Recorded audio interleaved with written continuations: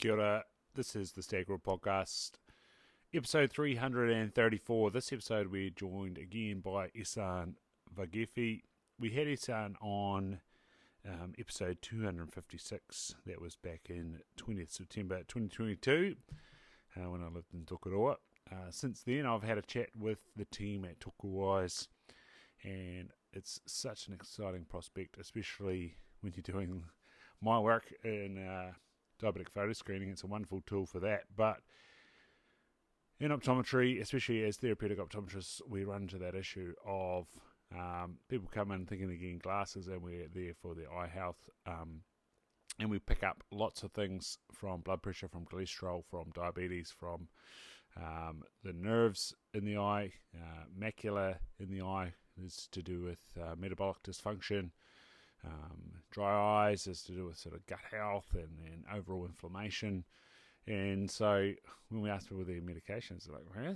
And then it goes on to looking at your neural system, your immune system, and your metabolic system. It blows a lot of people away. So Toku Eyes have a wonderful product called Clear, which helps to sort of talk about your cardiovascular risk in a really informative way. There's a nice printout that comes from Toku Eyes, and then they also have a great tool which is your biological age. So by looking at the vasculature in the retina, it can sort of determine how well you're following your what is that word called? Anyway, your birthday, your calendar age, compared to your biological age. And actually you can be ahead of your behind your biological age, better than your biological age. That's sort of in the realms of longevity, is trying to limit the aging process. So super cool product, and this chat is a little bit on where Ehsan's at. He has moved to San Diego to be near Topcon. Anybody in the construction industry might be familiar with Topcon. They also make digger and GPS equipment. Saw a big sign of Topcon when I was at Field Days. I was like, hey, they're the same people that make OCTs and retinal cameras and slit lamps. But yeah, no, very cool stuff, very exciting stuff. We have a good chat about integration of software and AI in healthcare around the world. I'm actually looking forward to the day that Ehsan does write a book on his experience in this exciting time. It's the halcyon days of AI. As you know, we hear about halcyon days of stuff going on. AI is very much what's happening right now and growing, and this is a really awesome way to get on top of it and understand, what we might be able to do with it, and hopefully integrate it and catch New Zealand back up to the rest of the world and go a little bit along the way of solving our deteriorating health system. Anyway, without further ado, let's get into it. This one does abruptly end. Ehsan had to get off to another call. So yeah, when it just stops at about the hour mark, don't worry about that. Ehsan was off to do some more great work. So enjoy.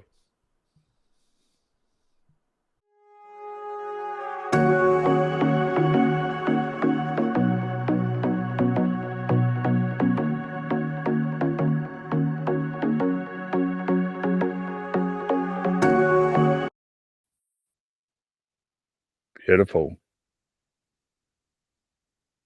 We're back with Ehsan Vaghefi. How are you, mate? You're in San Diego. What are you doing there? Well, hoping to change the world, but yeah. How long have you been over there, buddy? Yeah, thanks for having me. It's been okay. It's been good. Yeah. Well, what's San Diego going to offer? San Diego is where Topcon is headquartered. Topcon is one of our major investors and partners. And I decided that if we want to break into the US market, I better live here and I better be close to people that are partnering with us and sort of funding the operation. So that's why I moved here with my family. And how old are the kids? I have one. He's doing okay. He's picking up some American accent now. He's been here for more than a year, so learning a new slang and new accent, which is funny. Yeah, I was listening to a different podcast the other day. That was just moving from Greyland to Takapuna with some toddlers, and they were sort of having the emotional difficulties. But she was mentioning that change creates memories. So I think Auckland to San Diego will be quite a change and quite a memory there, mate. Challenge creates resiliency, my friend. Whatever doesn't kill you makes you stronger. I'm a true believer in that. Yeah, absolutely. I agree. Yeah, even for us moving from Nicole and her daughter going from Hawke's Bay to Taupo and Tokoroa, then down to Ashburton, we're kind of like, oh, we're doing the right thing. But no, it's been wonderful, and exactly that builds resilience, builds memories, builds new tools in your toolkit of how to get around things and how to learn how to navigate life. So that's very, very cool. Yeah, Topicon, that's a really cool thing, because when I think about Toku Wise, I talked to David Squirrel last year about the idea. We're now rolling through our diabetic photo screening in Ashburton, and I think it would be great if, when I send my image from my DRS over to, and I don't have it set up very well, it goes over to another capture software, and I'm running Optimate, which is an okay practice management software. But I don't have that integrated yet. And it would also be great if it was running TalkWise there, and then that jumped into my practice management software. So it'd be wonderful if TopCon could be the first one to integrate TalkWise when you take your shot. Exactly. You see, you mentioned one of the biggest pain points: integration. Yes. People think AI is difficult. Don't get me wrong, AI is difficult. Integration is it's even more difficult. Because we're talking about many legacy systems, different workflows, hardware and software, different connectivity. Integration is a massive piece. So, well, Topcon is trying, to their credit, they're trying very hard to fix that. When we are setting up new clinics with Topcon, it's rather straightforward. The hardware is all new, the software is everything works as intended. When we go into these established clinics, and there are many, many, many of them, you run into a whole lot of integration issues. Integration has several components, obviously. It's got the actual technical component, that's a problem, and you just mentioned one of them. It's got legacy software problem because some stuff just cannot happen in certain platforms.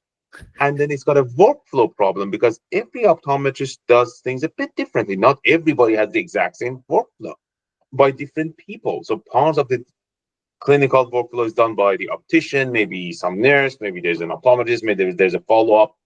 Everyone's different.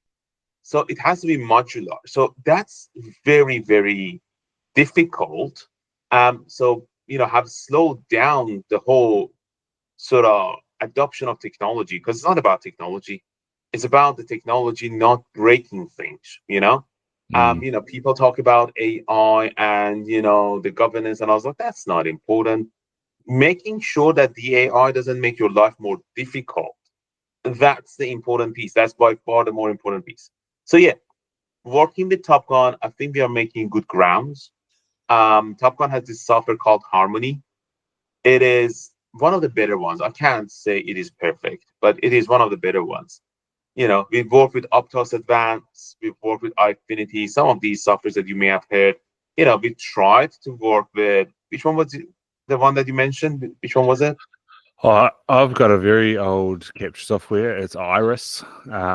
It's pretty basic, but it does allow me to export, and this is in the weeds, a DICOM image. So when I have an image that needs secondary grading by somebody up in Burwood, I upload. It's very convoluted. Like I say, integration is shocking. So I upload a DICOM to a share folder, and then my God. And then the hospital systems captures out of the share folder, and then the optometrist at Burwood Hospital in Christchurch can then review the secondary grade.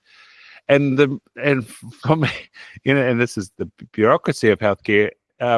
We talked about this last time. Bureaucracy of healthcare. I'm only allowed a primary grade. I've got an OCT sitting right there. We're in Ashburton. They get secondary graded in Burwood. It looks a bit funny. They have to drive it out of Christchurch.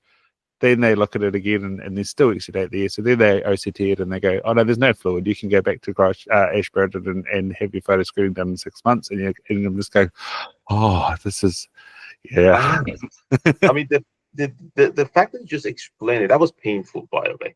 Yeah. Like, so first of all, our concept that we are working on, again, with Topcon and with Optos, is zero click. Between capturing an image and getting the results, you should not click on anything. It should be zero click. I know it sounds like a dream, but we've actually implemented in a few clinics. Again, if the clinic is brand new, you get to do that, like zero clicks, and it's when it works, it looks like magic. Like it does look like magic. What you explained is just a bit better than, posting a USB stick to someone. That's as bad as it sounds like, right? Yeah. I mean, shareholder really in this day and age. The other piece that you mentioned that is super interesting is the whole red tape and unnecessary paperwork, bureaucracy, compliance, and I think unfortunately, this is what I've seen more in New Zealand, sometimes Europe. We are shooting ourselves in the foot because we are so conservative. We are so conservative that I believe we are doing the patients more of a disservice. We are trying to protect the patients by doing less somehow. In that this system is so broken that people like yourself will be fed up and it's like, no, I'm not doing it. That just doesn't make sense. And the moment that happens, we've just done our patients harm. Whereas one could say, yes, the technology is imperfect, but better than its status quo. It is better than what you got. And that's, I don't want to get super meta and global, but that's where I see the divergence between sort of the Western world, excluding the United States, because that's a bit different, and what I see in Asia, what I see in India, what I see in China, in that they are just pushing ahead in technology, maybe because they are starting from a very low base, and they don't emphasize on a whole lot of things that you just explained. That somebody looks at here, the graded. It's more about let's just do something. Let's just try to deliver the minimum that we can with technology to the most number of people, and it's not gonna perfect, but it's better than what we got. So they have accepted that fact, and that's why we turn up in India and we get to 1,000 clinics within a year, just like that. Whereas Toku was started in 2018, 19, and I haven't managed to crack the Ministry of Health in New Zealand just yet. And it just boggles my mind. Is this, how is that even possible? But hey, that's where we're at. Yeah, when I was talking with David last year, he said we had the previous consultant who actually comes to my rooms, he was in my rooms yesterday, signed the paperwork, and then the Ministry of Health restructure happened the very next week, and so the piece of paperwork was null and void, and now Sean's no longer chief medical officer, and it's another 3 year. It's a bit like government policies, chief medical officer policies. I'm like, oh, on to the next one. Yeah, and he even said to me, like, used within the public system, exactly like you said, it becomes sad and becomes draining, and morally you're not sure where to go because you can't change anything. You see all these things and you push them up and nothing happens, or when you push them up you get pushed back down again. And they said, so then you, like you say, you just end up doing your job, and he said unfortunately people miss out on care. And it's not exclusive to ophthalmology. I have a friend in Sydney that's a gastroenterologist, same thing. He only does private clinics now, but it's just one of those things where in private clinic, like you say, when you set up, you can integrate, you can clear out, you can go forward. Yeah. So here's me being a bit more Americanized. Again, I've been living here for about a year and a half. For all of its faults, and this country has many faults, I have to say that there are certain things that work better here, and that's having a private healthcare system that is profit driven. I know that sounds very bad in New Zealand. The moment you say healthcare and profit, everyone's like, oh no, disadvantages people. And but the other side of that argument is that public healthcare systems in general, I mean, New Zealand, Australia, NHS is the most biggest failure that I've seen. That's a curse for people because they become so stagnant, they become so opposed to any change. And because they're controlled by governments and governments run every 3 or 4 year cycle, if you're lucky, because if you're unlucky, you get mid-cycle changes, as David mentioned to you, you don't even last a cycle. So it becomes so disruptive for a company like us that we try once, twice, and after Mm. that you just give up. I mean, you mentioned the clinical aspect of it, that the clinician gives up, the companies give up too. Mm-hmm. If I'm a company and I'm trying to break into a new market, or I'm a Kiwi company trying to do good in New Zealand, and I try a couple of times and waste a bunch of years, the third time I'm not gonna try.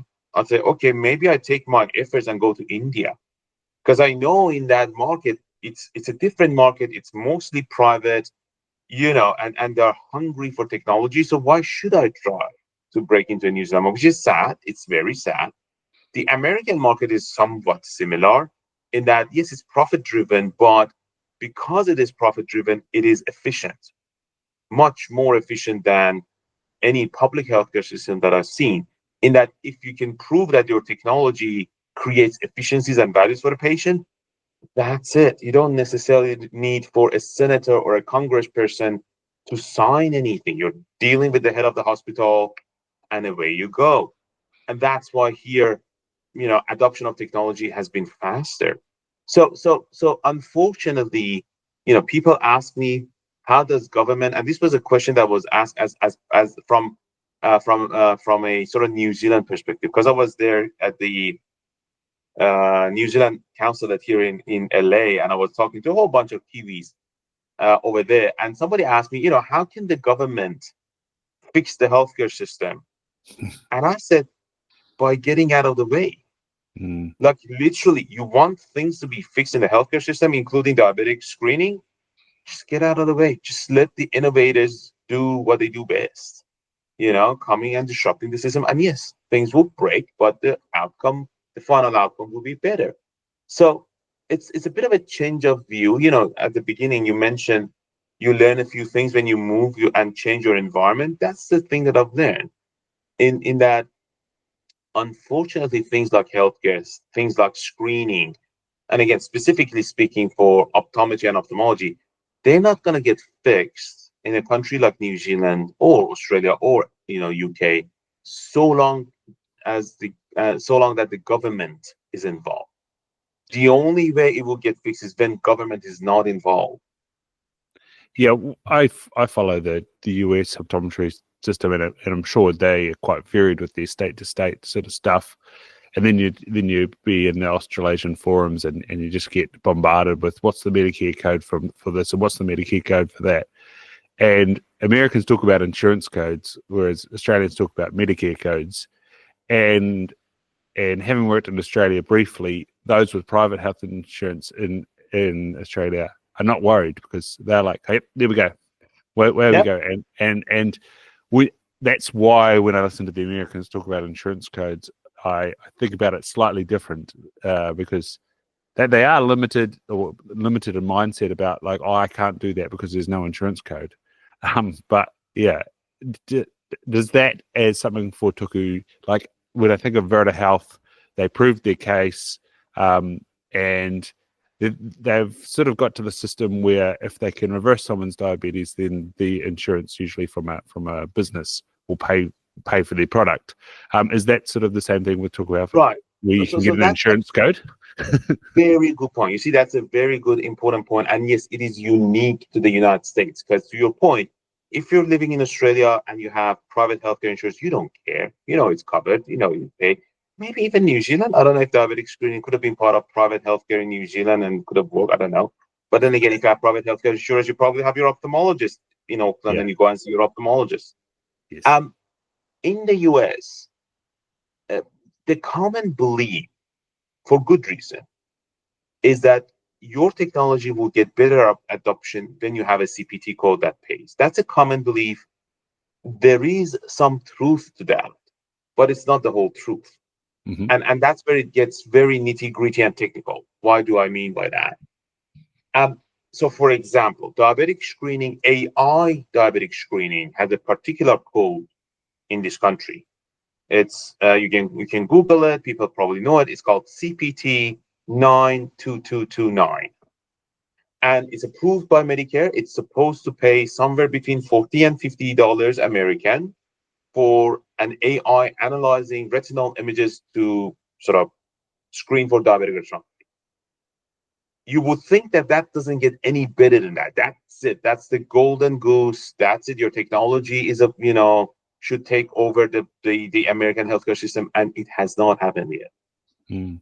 The reason for that is having a CPT code does not guarantee the adoption. It may help. It may help, and the emphasis on the may. It may help because some people will say, yeah, it pays, maybe I should do that. The reason it has not been successful is that it's written for primary care. Primary care does not want to image people's eyes. That Mm-hmm. has been my observation, not just in the United States, but also now in the UK. Primary care is so busy taking care of other things that imaging someone's eyes is not just high enough on the priority list. Um, Not that they don't care, but they got so many other things to go through. They want to make sure that your diabetes is under control because of your heart or your kidney or many other things. Your eyes are not necessarily a priority, and that's why they don't want to do it. And there are a few other reasons. So if you tell a primary care doc that you take this image and the insurance will pay $50, in their head, that doesn't make mathematical sense. It's economical sense. Because $50, not that it is $50, is lower than that, it's not enough for those few minutes that they have to take the image, look at the results, maybe generate a referral. It's easier for them to say, go and see your optometrist, go and see your ophthalmologist, because they got like 20 minutes with the patient.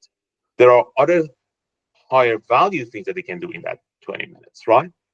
So having a CPT code helps. It doesn't mean that it guarantees technology adoption. So that's one part. The other part, especially after COVID, companies have become very good at using other business models, because especially with AI, you're quickly realizing that it's not about screening for diabetic retinopathy. So you screen for diabetic retinopathy. So what? It's about connecting the patient to the next place. Mm.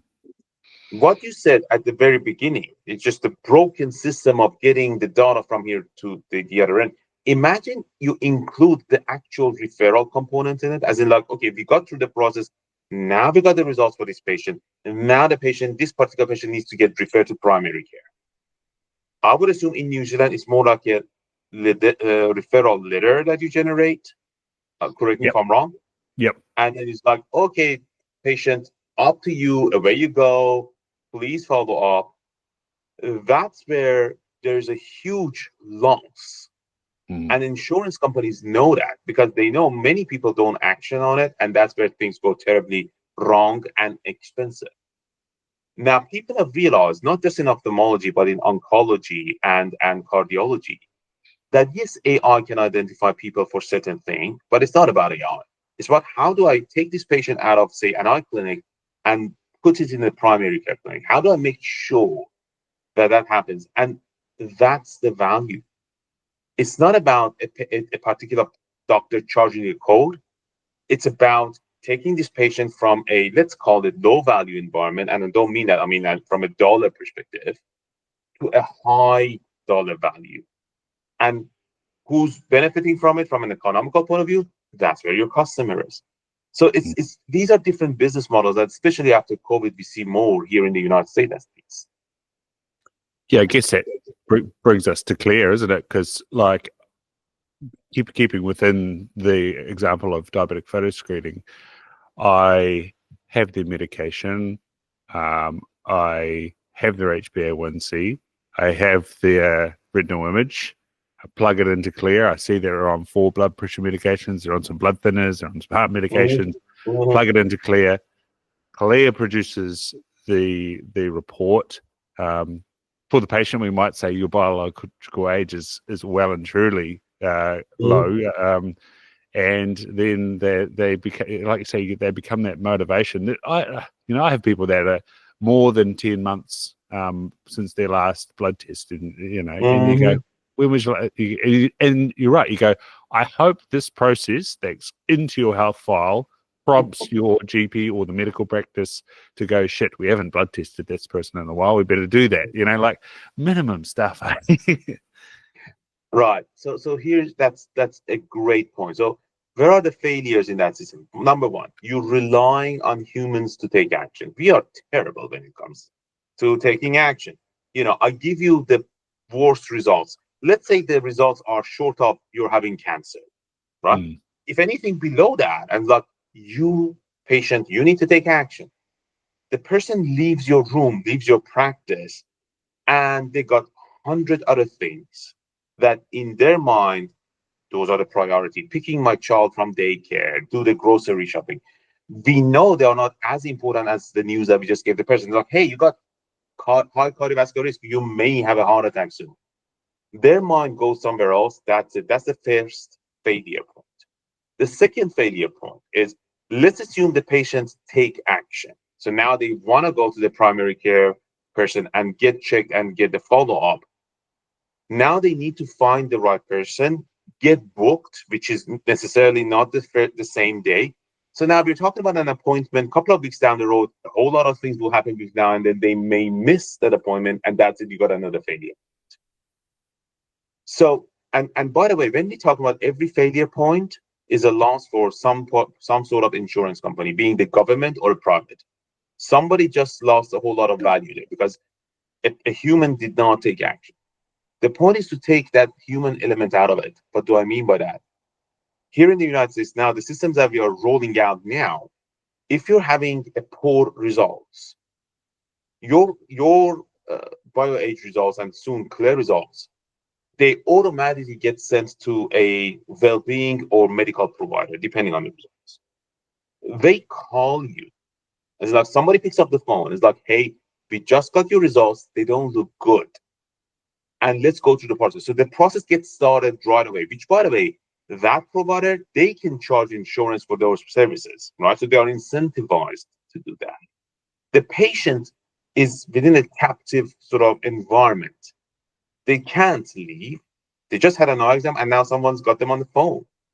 So now the patient goes through the rest of the steps. All the results are documented. And if the patient needs to have a blood test blood test done, the person on the phone, the provider on the phone, they send the lab request to one of the lab companies that we have here. Now they call you. It's like, hey, we got this form. When are you coming in? Because now the lab company is incentivized for you to go in, because until you go in, they're not going to get paid. So they want you to come. It's like every single part of the healthcare system should chase the patient, because we don't want the patient to take action. We don't want them to be the decision maker, because we are very bad decision makers. So, I'm here just as a patient. I have my health insurance with Kaiser Permanente, which is one of the better ones here in the United States. No joke, I receive one call per week for different aspects of my health. Wow. Why are you doing this? Why are you doing that? They're just constantly following up, because if something happens to me, they're gonna lose a lot of money. I had, I don't want to necessarily disclose it, but I did have a sort of a health event earlier in the year, and ever since then, I get bombarded by these calls like, "Hey, have you done this? Have you done that?" And I'm a healthy, fit adult. Whatever happened was just a one-off thing. But that's where you motivate the healthcare system to chase the patient, rather than the public healthcare system that is not motivated to chase people. Public healthcare system is motivated by keeping people out, as in, like, I'm so busy dealing with what I've got that I actually don't mind if more people don't show up. Yeah, I've had. You should have said that. Like, it doesn't matter what who's paying for it? Like someone's losing money on it, and people have a knee-jerk reaction to insurance because, of course, they're the ones with the biggest buildings in the middle of the city.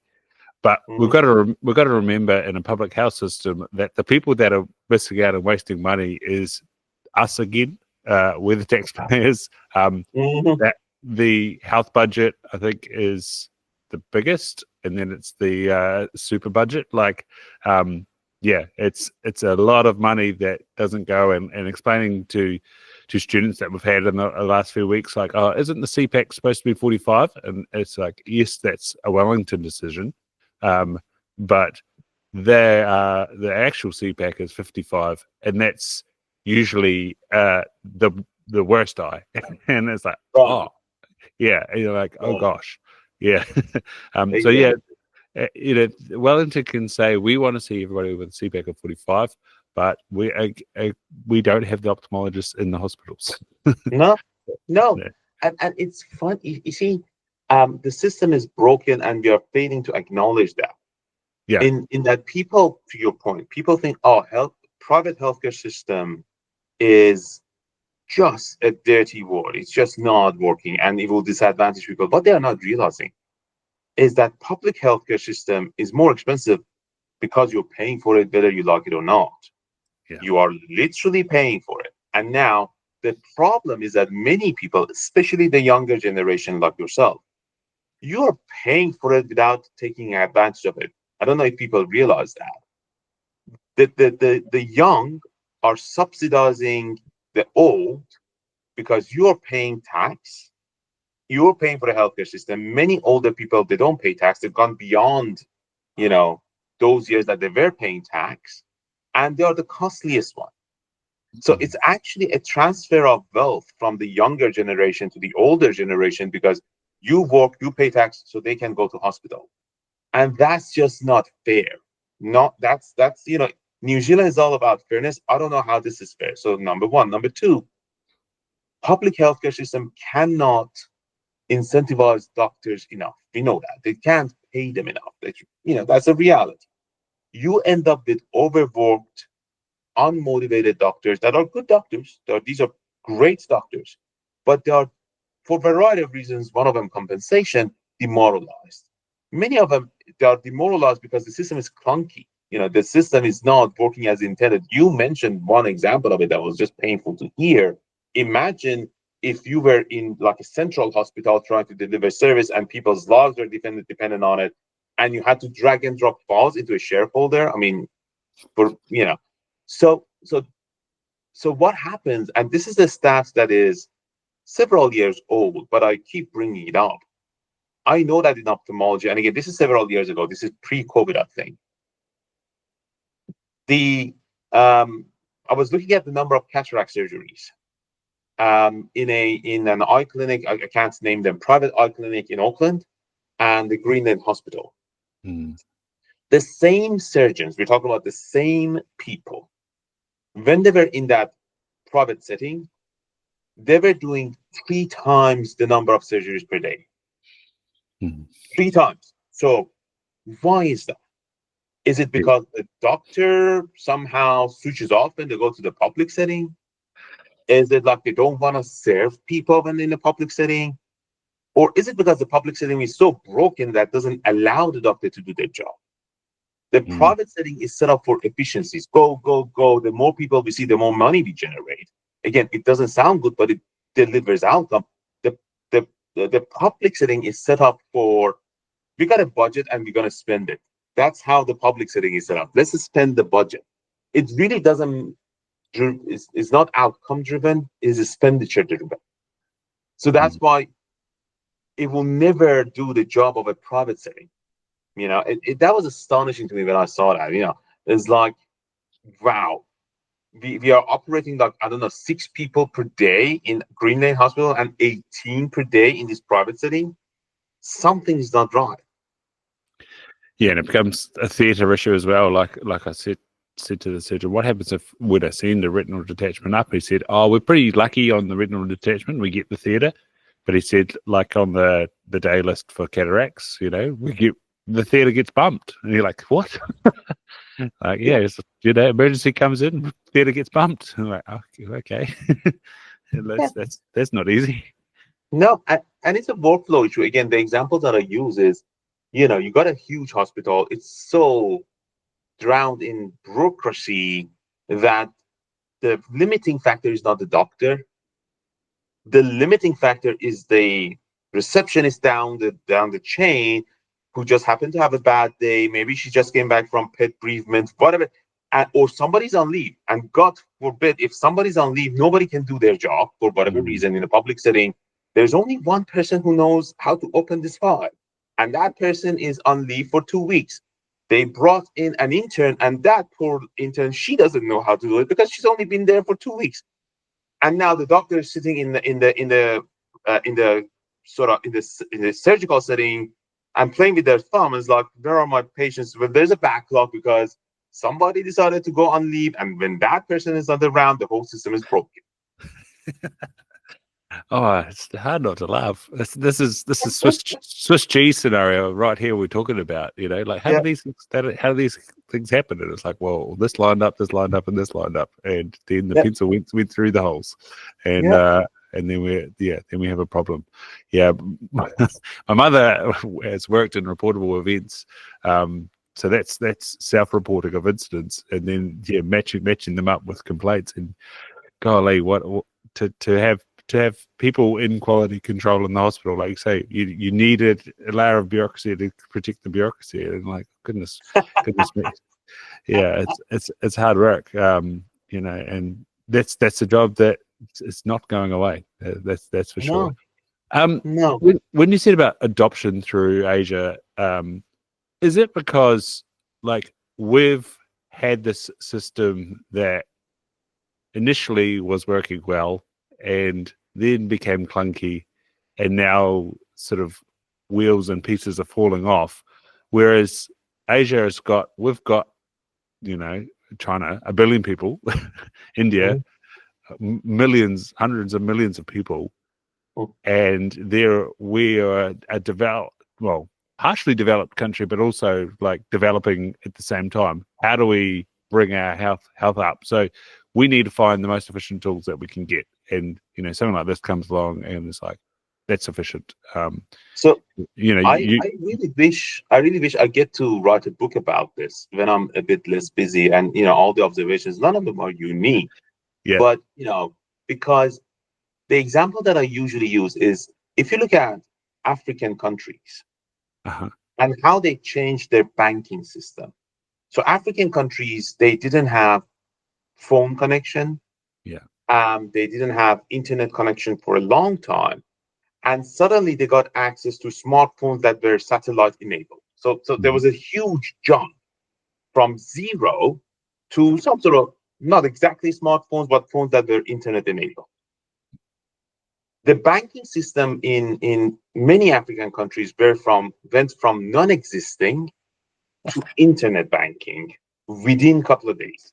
mhm, Many people in African countries don't know how to write a check. They don't know what checks are. They don't know what going into a sort of a retail bank as a building. They don't know what does it feel like. They never had it. So they started from zero and they leapfrog into the latest technology simply because the innovation happened. Sort of the same thing is happening here. We have in the Western world, when we say we in the Western world, we have the curse of a legacy system that somewhat works. So you're stuck with something that is sort of working. It's not broken enough, and we tend to live with it. But it's also, you really don't want to change it because of a whole lot of issues. In Asia, they don't have that. They went from very primitive healthcare to the latest technology within a decade. So now, mhm, if you walk into a hospital setting in India, in Vietnam, in China, you see the state of art technology, hardware and software. And because they made that leap, everything works as intended in a sort of a high end setting. Because they went from an empty building to a building with the latest technology, hardware and software all integrated. Now, if you go to Green Lane Hospital, and I use Green Lane Hospital because I've been there many times. There's nothing specific about Green Lane Hospital. If you go to Green Lane Hospital, there's a mismatch of equipment, mismatch of softwares. To your point, the software, some of them are so clunky and old that you have to use shared drive, and then none of different parts of the hospital really working with each other, let alone the Green Lane Hospital to Auckland Hospital to Christchurch Hospital. They just don't talk. We pretend that we have an NHI system that all of the patient's data is captured everywhere. I dare anybody to look into an actual NHI person and the data and see how many holes are in the medical record of one New Zealand person. How many holes are in there? We think they are integrated, they're not. Because if you want to build a new system, sometimes you have to demolish the old house to build a new one. No government, probably rightfully so, is brave enough to come in and demolish what's there. Because you start with demolishing. You start by saying, okay, I'm gonna throw out everything. I'm gonna get rid of the legacy software. I'm gonna get rid of legacy hardware, which means that for a short period of time, nothing's gonna work. But the moment the new things come in, it's gonna be better. No one's gonna go through that pain of getting rid of what is not necessarily working. Everyone's trying to retrofit. Just now, let's upgrade this piece. Now, let's upgrade that piece. You end up with this Frankenstein of technology that neither part of it is working. Nothing is working as intended. But still, as a Frankenstein, it's still working. But it's the monster that you deal with as a healthcare system. Yeah, I was chatting to the surgeon's nurse yesterday about cataracts. Now, I'd use cataracts quite a bit in Waikato, just in terms of cataract referrals. And I had a webinar with James McGalvey 2 months ago, and he started talking about integrating Heidi and integrating health systems. And I was like, oh, this is developing and exciting. And then he was talking about how he actually uses cataracts in his whole private clinic.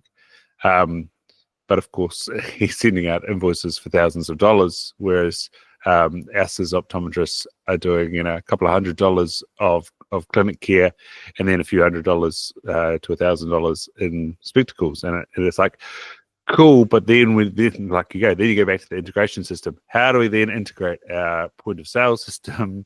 How do we integrate our inventory system?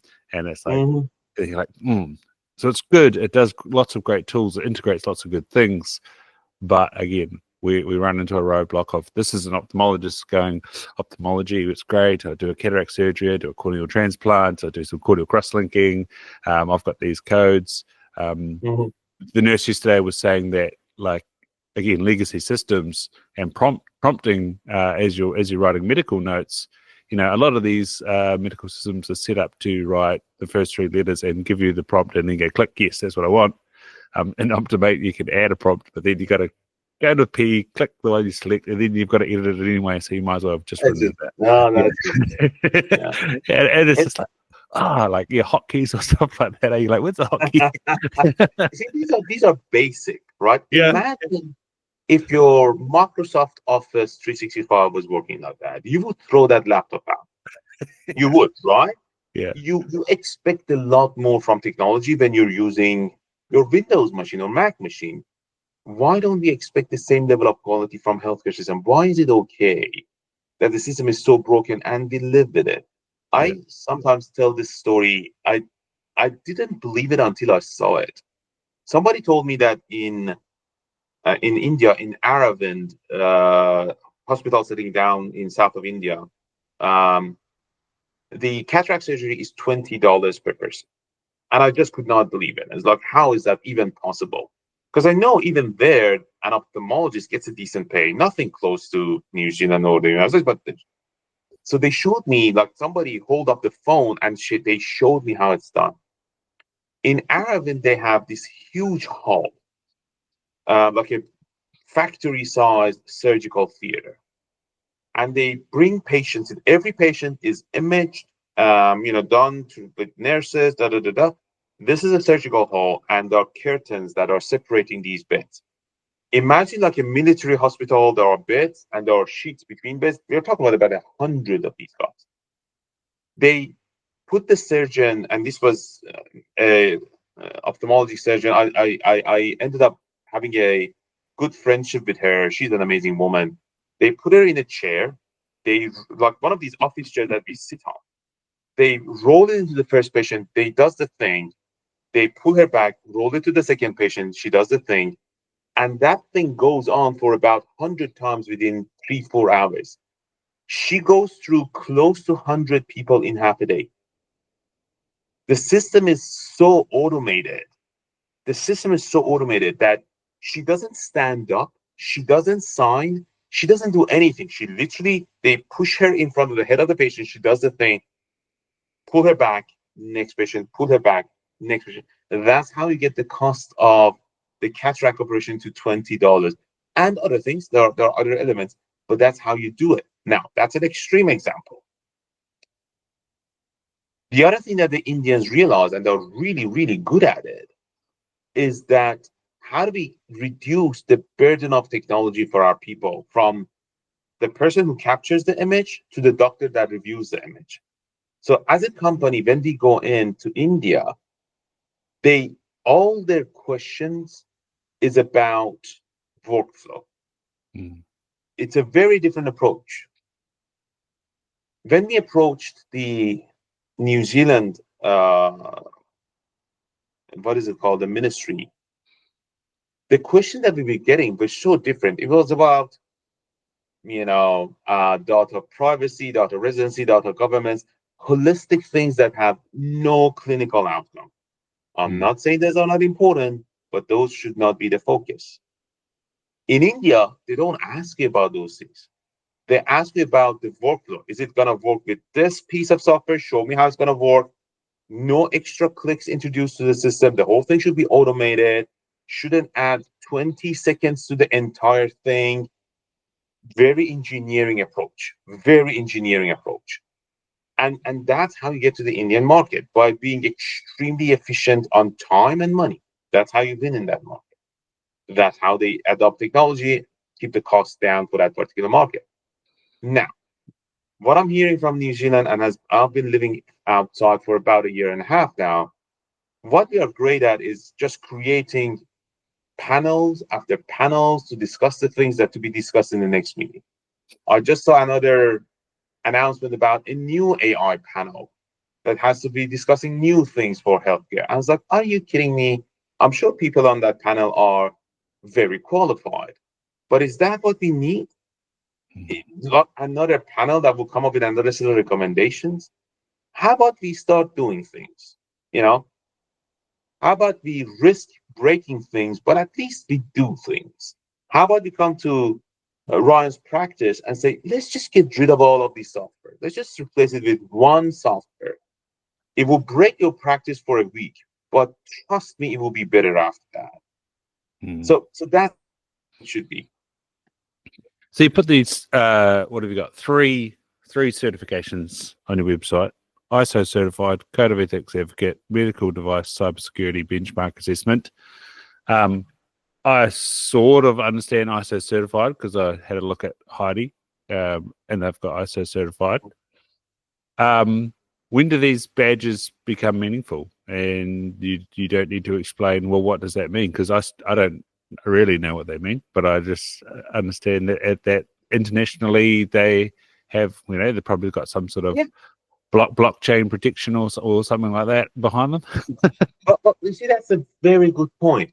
Yeah. When you're approaching a hospital setting to sell your product, your software product, there are few now things outside of New Zealand, and I am a bit frustrated about this. Outside of New Zealand, things have become a bit regularized, and in that you know what the questions are. Show me your SOC 2 certificate, show me your ISO certificate, show me your HIPAA certificate. So these are like the certificate. As in, like, if you want to practice optometry, they will ask for your diploma. They will ask, no one's gonna look at your grades or which courses you have in your university degree. They're gonna look at your certificate because it means that you did a whole lot to get that certificate, right? So that is a question, tick, away we go. Um, Similar things.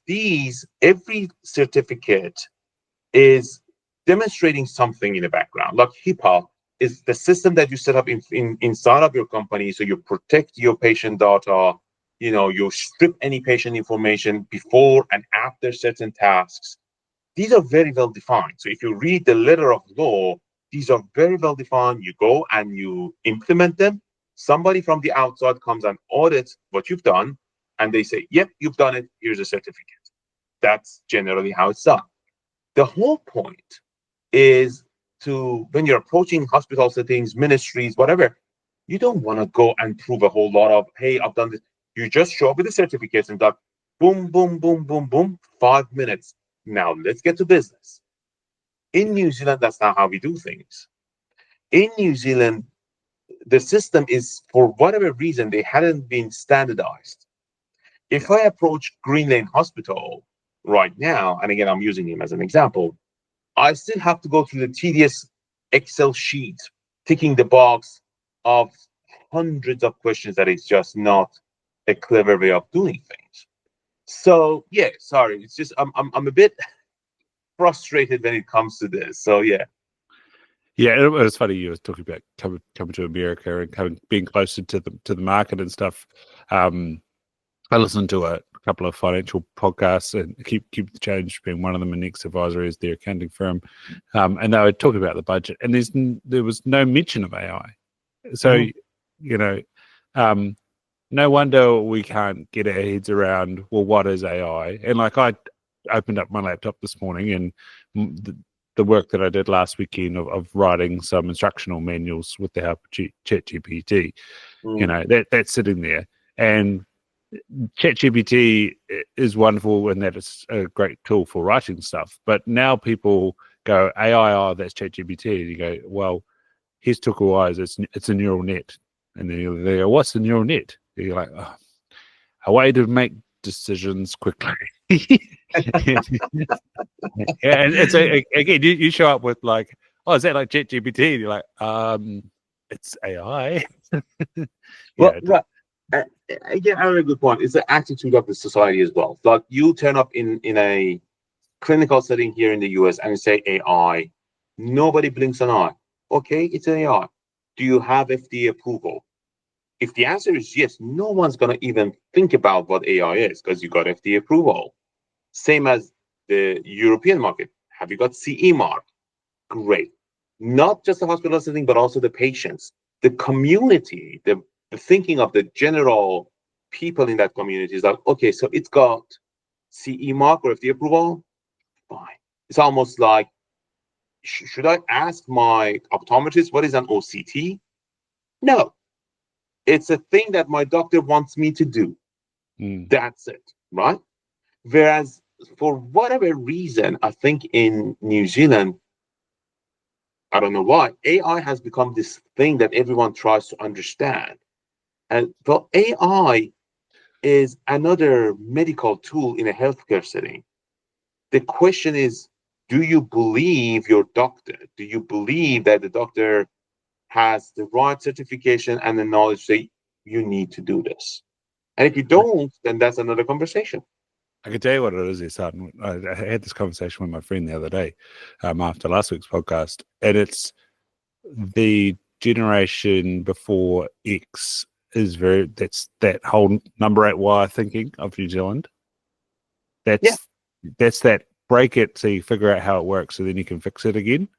And so then we need to do that with everything. And unfortunately, there's like a far too much of a knowledge gap between so a bit like people now opening their engine and the engine's covered because actually you need the computer to figure out what's going on with the engine, so you put the engine back down. Whereas you open up the engine of a 70s Holden and actually there's space in there, and because there's space in there for you to get in there and replace the spark plug and do the oil and all that sort of stuff. And can I be a bit of a conspiracy theorist here? Because you're right, but there's more to that. You're right about that generation. Your problem, or New Zealand problem, is that is also most of the doctors practicing in New Zealand. Yes. As in, like, majority of doctors are in that age group. right? So what happens, and I've seen this before I left, I saw this in many meetings that we had, and we are presenting AI, generally speaking, our AI and others. And you will definitely get a question from the audience, almost always an old doctor, almost always an old doctor that will say, well, my patients are afraid of AI. And I thought, that's a weird thing to start with. Over time, I realized that no, you are afraid of AI. Your patients are not. You, as a doctor, have not progressed. You haven't updated your knowledge. So you're worried about this too, and you're projecting that on your patients. Doesn't matter if I bring my AI and do the best thing in your practice, you still project that onto your patients. Another example of it is here in the United States, they looked at the anti-vax people, is like people that just believe that vaccination is wrong. Some of them around COVID vaccine, some of them are general. Guess where these people are concentrated? They're concentrated around clinics and doctors that are anti-vax. So if community doctor doesn't necessarily believe in vaccines or COVID vaccines in particular, you as a patient tend to follow your doctor because everybody believes my doctor is right. That's a huge belief of a patient that my doctor is right. My doctor is the best in the world. That's what we generally believe. And if my doctor is anti-vax, I am anti-vax. If my doctor is anti-AI, I am anti-AI.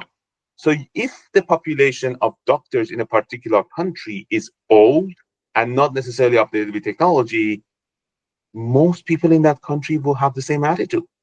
I don't trust the technology because my doctor doesn't trust it. Nobody in New Zealand per se questions vaccines, generally speaking, because the doctors in New Zealand are big advocates of vaccines. That's not necessarily true in other countries, and we know what happened. The point that I'm raising, you're right about the older generation, is actually more specific about the old doctors. Yeah, that's a fascinating take, and yeah, it probably is that. It's fair. Like if even I found therapeutic versus diploma and postgraduate diploma in optometry, and especially if someone didn't then do postgraduate therapeutic act or diagnostics, that's a big gap. That there's ways in which that generation practice that you sit in there, Absolutely. sit in their room and you're in awe, and you go, wow, how did you figure that out? Like, and Yeah. then you go on the flip side and like what you see and what you look for, and then what you extrapolate and how you incorporate their general health yeah, you sometimes get told off like, oh, you're going a bit far there, and you're like, well, no. What do you mean by that? Mm-hmm. Yeah, it's like Mm-hmm. that's how we were taught. Yeah. We did biomedical science, and then we did therapeutics, and we talked about diseases, and not just Mm-hmm. eyes. We talked about everything, and they're Yeah. just like, well, you're going a bit far on that. You're like, no, I'm actually not. Yeah. So you see, yeah, that's part of the cultural problem. Unfortunately, it's one of other things that New Zealand has to fix. You want the healthcare system in New Zealand and screening to get fixed. Get rid of the old system, including the people that are operating it. And that's a huge move that no government will try to do. So for the Yeah. time being, unfortunately, we are stuck with this broken system. So with Clear, like, can it become more powerful if you used like fluorescent, not fluorescent, autofluorescence and stuff like that, like the OCT, segmentation and things? Yeah, yeah, OCT and OCTA, OCT yeah. and especially OCTA. So it can become it. We know it can become more powerful with OCTA for sure. It can. So do you need a database of OCTA and OCT to be We able got to? it. You've We already got it. already got the data. We have the product in our research environment. The main reason we haven't went after it is because many optometry clinics, majority of optometry clinics don't have an OCTA, Hmm. almost anywhere in the world. So that sort of we have to wait for the hardware piece to catch up. The Yeah, moment more optometric practices have OCTA, it makes sense that we roll that product out. amazing. Yeah, because I was looking again yesterday, and you've got that, is it a red and a green and a blue image? Mhm. And is that to do with the different coherent lights, or that's just the way Correct. of No, it no, is? it's yeah. Wow. Mm. Unreal, yeah. Because I love reading your guys' work and then reverse engineering it. Like, how do I think Joe, about this? yeah, Yeah, yeah, absolutely, yeah, absolutely. It's not magic. It's yeah, not magic. It's just science done right. So yeah, and again, I've come to the realization that the science piece is actually the easy part. yeah. Believe me, the science is the easy part. And I've been a scientist for more than a decade in my life. I have 100 papers, more than 100 papers published now. If you look at Google Scholar, that was the easy part. This is the difficult part. Yeah. It's funny we're talking about the number 8 wire mentality of fiddling with stuff and breaking it. Our OCG broke 2 weeks ago, and it was like, what's going wrong? And technician went in and he showed me I guess it's the emittance from the sled, and where it was supposed to be is way up high. And then he goes, and you're also supposed to have 2 rises out of that light, and you've only got one, so that's really broken. And then we were thinking, like, what have we done wrong? And one of my technicians comes through and goes, you know, when we load the patient up and then we click acquire and we just leave it sitting there, would that burn it out? And I was thinking, oh yeah, that would burn it out. Right. 'Cause That should uh, do it. That yeah, should. like it is 6 years old and needed servicing anyway. But I was like, yeah, that would have sped up that process. Yeah. This is an expensive lesson. We haven't paid for the lesson to come home yet, but yeah, we need a brand new. It's called SLED, SLED, and I was like, oh yeah, that makes sense why it's called SLED. Yeah, and why it's now broken. Yeah, I needed your expertise of understanding what's going on in the OCD. So I'm sorry, but I have another meeting to jump to. Yeah, This was very fun. I know it's super early on your Saturday morning. I really appreciate the time, man. This was fun. yeah, This was no, very. I was going to wrap it up there too. Thanks, Ehsan. Right. Good luck. Keep going. I appreciate it, man. I do appreciate it. All the Yeah, support we need it. We need it. yeah. Cheers, man. All right. Take care and have a good weekend. Thank you. Cheers. Bye bye.